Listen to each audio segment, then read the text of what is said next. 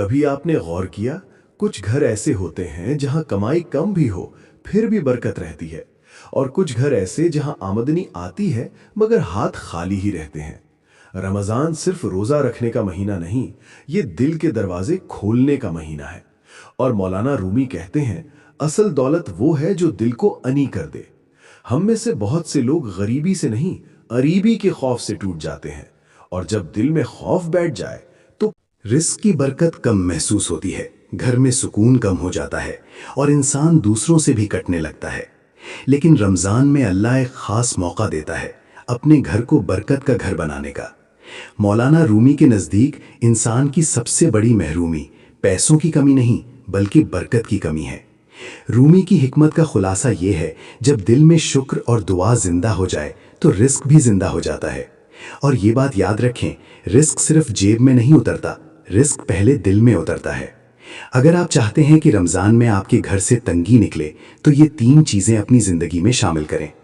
1، شکر کی عادت سمجھیں، جو نعمت موجود ہے اس کو حقیر نہ سمجھیں، شکر برکت کو کھینچتا ہے۔ 2، حلال پر مضبوطی، چھوٹی کمائی ہو مگر حلال ہو تو وہ دل میں سکون بن جاتی ہے۔ 3، گھر والوں کے لیے دعا، رزق صرف کمائی نہیں، رزق گھر والوں کی محبت، صحت، عزت اور امن بھی ہے۔ آپ نے دیکھا ہوگا کبھی ایک ماں کی دعا گھر کو اٹھا دیتی ہے، کبھی ایک باپ کی خاموش محنت گھر کو سنبھال لیتی ہے، اور کبھی ایک چھوٹے بچے کی معصوم دعا اللہ کے ہاں سب سے بڑی سفارش بن جاتی ہے۔ رمضان میں اللہ کے دروازے کھلے ہوتے ہیں، بس ہمیں ایک سچا قدم اٹھانا ہوتا ہے۔ اب وہ ایک روحانی عمل جو رومی کی روحانی تعلیمات کے مطابق تنگی کے دروازے بند کرتا ہے اور برکت کے دروازے کھول دیتا ہے۔